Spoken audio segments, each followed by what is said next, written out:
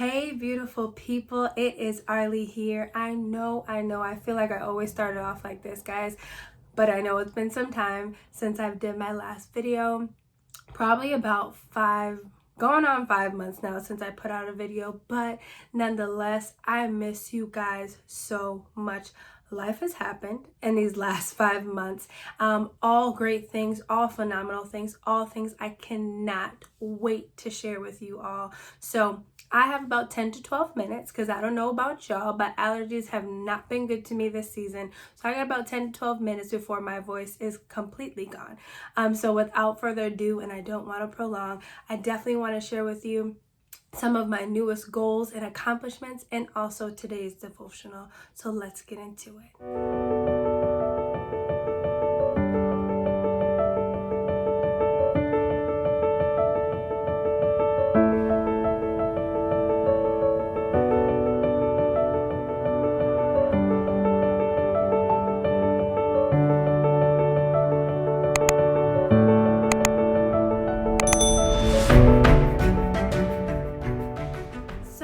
As you can see, I am legit now. For those of you that don't know, I have actually launched my own business, my own brand. Unapologetically Me is officially mine. It has been mine for a couple of months now. Technically, it's been mine since last year when I went and got myself branded. But now I'm officially going under the name of Unapologetically Me, which is the name of my wellness line, my juicing business, and there's going to be so much more to come. I will definitely be sharing with you guys the developments as my business goes along and it grows. But all that to say, I will be officially going under the name of Unapologetically Me, of course, by Arliana Shanice. So that is my very first accomplishment. It is something that I've been working towards, and I am most days without words, honestly, just so excited about where it's going, all God is doing through me, and what is yet to come. I will also link my Instagram page, which you can see all of my inspirational videos now. I also put recipes on there. I also do some motivations and post my workouts because you know that I am still on this weight loss journey. So that hasn't changed so much. I still love, and this is my passion, health and wellness is still my passion, and also you guys seeing my walk with Christ, all the greatness, all the down times, all the happy times, and all the not so happy times. So nothing has changed as far as content. We are just going to go under my official name brand. So that is the exciting news for that. So with all of that being said, I also want to promote and also support my very good friends and loved ones. If y'all don't notice my face, but now my sister has launched her own YouTube video, and I will also link that here as well, for some very awesome skincare routines and also makeup for those of us that are not that great with makeup, which is me, and for those of y'all that are a lot more advanced. She gives phenomenal tips, and my sister is gorgeous, y'all. So I will link her YouTube below as well in the comment section and info. And also, I cannot forget my good friend Princess, who has her own Saved by Grace line. She is a great sister of mine. She has her own ministry, and she now makes apparel. Men, she did not leave y'all out. She is launching her men's line soon. But this is her Saved by Grace t-shirt. Okay, y'all. Saved by Grace, and she has so many styles, so many different colors, and like I said, she did not forget about the men, y'all are included. So she will absolutely be launching, and I will put her stuff, well, she's technically already launched, but she will be launching more products to come. So I will put all of my sisters and Princess's information in below in the comment section. Without too much more prolonging, I do want to dive right into the devotional, the motivational portion of my video, because like I said, y'all got me for about 10 to 12 more minutes before my voice is completely gone. So without further ado, I do want to talk about something God has truly been dealing with me in my 5 months of being absent, about really grieving, or mourning rather, the life that we envision for ourselves and embracing with open arms the life that God truly has for us. So, like I said, and I know that I'm not been shy of talking about some of my struggles with mental health.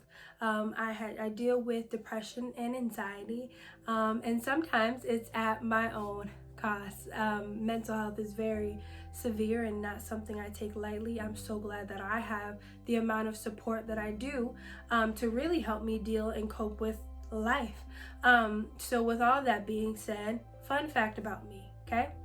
I struggle with anxiety because I am a planner. All right, y'all. I have two, not just one, two. I have a day planner and a little notebook, right, that I use for work, that I have to plan out not just my day, but what I'm gonna do, what clients I'm seeing, and things of that nature. Also, in that planner, I have my weekend plans because I like to see things planned out. I have to look at it and work towards it. So when life happens, because life is not perfect for any of us, it causes me some type of anxiety to the point where I can become extremely overwhelmed, and sometimes I can shut down depending on how good or bad the situation is. So that is a fun fact about me. And when it comes to my relationship with Christ, I really find that when things do not go according to plan, I am a woman with a plan, y'all. It can bring me into a place of anxiety, and sometimes that really triggers my depression.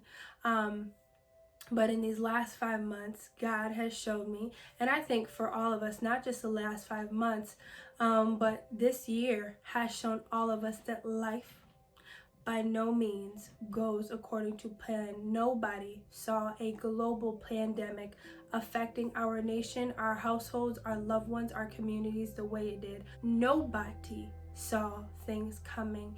And I think it's so hard not to compare what we wanted for our lives, what we thought 2020 was going to be, to things, and it even brings us down. I know myself, I was looking over this year and I'm like, I had so much I wanted to do, Jesus. I had a lot of things that I had planned out for my life. Needless to say, life does not always go as planned.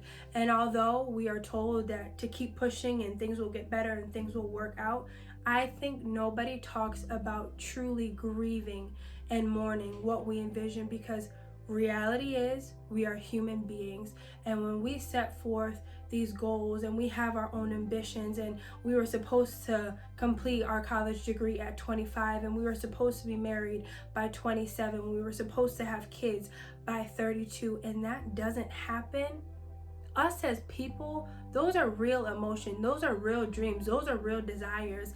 And when life does not go as planned, how many of us know that we can be in a place where we become overwhelmed, where we become saddened, when we become angered, when things happen and throw us off course, we have real feelings as a reaction. And that's a part of life, but I don't think anyone talks so much about that life. And it just brings me to my testimony, right?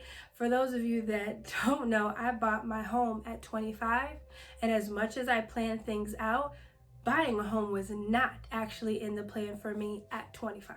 I thought when I got older and I married and we wanted a family, I was gonna buy a house with a significant other, because that was my plan, right? That was my plan. The real plan was to move into an apartment. It was a 2-bedroom apartment, beautiful apartment, that me and my sister were actually supposed to move into, right?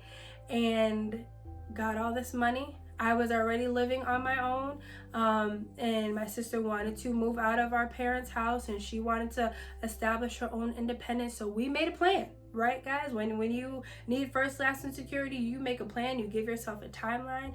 This home, it was an apartment, but it was in a home. Had a jacuzzi, had a pool that we had free access to, and it was $1,000 a month, everything included. heat, hot water, and utilities in a beautiful neighborhood of Chicopee. So when me and my sister, we took my parents along, went to go see this apartment, it was a hot mess. The landlord did explain to us that the previous tenants had basically trashed it. So the agreement was that we would pay for our stuff up front so he can go ahead and fix all the damage that they had caused. My dad, being a contractor that he is, was just like, I don't know if that's possible. He can get all the repairs done by the time we moved in. But you put your faith in people, and we gave that man our money in good faith that by the time we moved in, everything would be fixed and everything would be perfect. Very long story short, we never moved into that apartment. Our plans had literally fallen through. And at the age of 24, I moved back in with my parents. I felt like I had failed as an adult. I felt like this is not what you do, you know, and for me, like I said, I had a plan, you know. I saw myself going somewhere at 24, especially already moving out, and I had already established my independence. I wanted the same thing for my sister. So to move back into my home with my parents after living by myself, after establishing myself, and that wasn't a part of Arlie's plans. So I will never forget it. I was sitting in my parents' kitchen. We had just finished putting all of our brand new furniture into storage, and I broke down. I was so saddened about just losing that place because it meant so much to me, and I knew it meant a lot to my sister. And God is so strategic. I love my father to death, but he is usually not the comforter. That's usually my mom's job. But my dad came over with my 24-year-old self and held me like a child. And I wept. And I just thank God, because how strategic is it that even spiritually, when things don't happen according as planned, when life happens, God is just calling us into a place of his arms, of his comfort and his peace. And we are supposed to cry there. We are supposed to mourn. We are supposed to grieve. We are supposed to feel in the comfort of his arms. And I'm just so grateful that my dad took that moment to just hold me. And he didn't rush me. He kept telling me it was going to be okay. But he allowed me to grieve because he knew that we had put in so much work for all of our plans to basically fall through. And I really just want to encourage you, because how many of us know that God is truly an amazing God? Because 9 months later, I was a homeowner. That little apartment had nothing on what God was going to do for me in 9 months. I have a 4-bedroom, 2-bath. I have a full dining room, a sunroom, and a huge kitchen, a huge living room, and a basement with working utilities. Nobody is stealing it out from anyone, from under me. Nobody can take this away from me. My sister lives with me, and she has been phenomenal. This is mine. This belongs to me. And even though it wasn't according to my plan, God's plan was so much greater. He did exceedingly and abundantly over all I could ask for thing. He literally said, sweetheart, that 2-bedroom apartment had nothing compared to this house that I am going to give you and your sister to call home. And like I said, even though it was Arlie's plan to move into this apartment, even though it was Arlie's plan to one day have a husband and marry and get a house of my own, God allowed me at the age of 25 years old to accomplish that on my own. And I just thank God. But none of that would have been possible if I had compared myself or stayed in that place of, this is my will, God, and not yours. I'm all set. I don't even want to do anything else, because my plans didn't follow through. I had to allow myself to grieve, to be hurt, to be angry, y'all, because I was angry. When somebody steals from you, it can bring a lot out of you. But that is the most beautiful thing. God gave me my own place that nobody can take away from me. And I have been blessed. My sister has been blessed, but we had to allow ourselves to let that hurt go. We had to grieve and we had to release the plans that we had for our life so we can openly embrace what God is doing. And I just want to encourage you. I know it was your plan to finish school at 25. I know it was your plan and your desire to be married by 26 and have kids at 30. I know it was your plan to travel the world in 2020, and nobody knew that it was going to be a global pandemic that would shut things down. I know it was your plan to go forth and flourish in what you desired for yourself, and life happened. I know it was your plan to be in that relationship and to marry that man 5 years down the road. I know it was your plan to do something that just didn't happen. But we have to grieve. And I'm also giving you permission to feel, but to grieve those moments that we lost. I am just so glad that God allowed me to have these new opportunities to create a new life in a new direction, and He established a new plan for my life. He did it with my weight loss. And no, my journey does not look the same as I thought it would it be at 20 in 2012. And no, at 25, I did not see myself owning my own home, but God came through.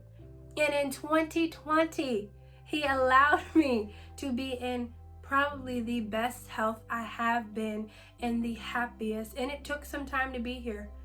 It took some time. It takes, y'all, grieving is serious. We have to mourn. We have to hurt, but we have to release all of the expectations that we placed on ourselves and that we had on our lives, to really release and let go of that and just embrace what God is doing. And I promise you, He's not going to fail you. It may hurt for a little bit, but He has never failed me yet. I have so many testimonies of how God has wrecked my plans so that I can embrace what He's doing and what He has done for me. So that is my devotional. I know I went over my 12 minutes, but I just really wanted to encourage us. Don't let our own mindsets and our own emotions and our own desires for ourselves hold us back from what God is doing. Don't let our own plans get in the way of what God wants to do for us. And just like I said, that little apartment had nothing to do on this big blessing of a house. And what we thought was so big, just imagine when we let go, God has so much greater. So grieve, mourn, feel, be angry, be upset, but let it go. Our expectations and what we planned out for our lives. And I promise you, as soon as we do that, as soon as we get into this place where God, I don't care how you do it, I know it's going to get done. As soon as we get into that place, it's amazing. And God does exceedingly and abundantly, y'all. He does. He does. He does. He does exceedingly and abundantly when we let go, when we grieve, when we let go and we embrace all that He's doing. So I love you. I love you with the love of Christ. And I pray, and I do mean, I truly pray that somebody was encouraged by this devotional, and you go forth, and you go forth, and you embrace what God is doing in your life. And you also tell your testimony. So I love you guys so much, and I'll see you next time. Good night.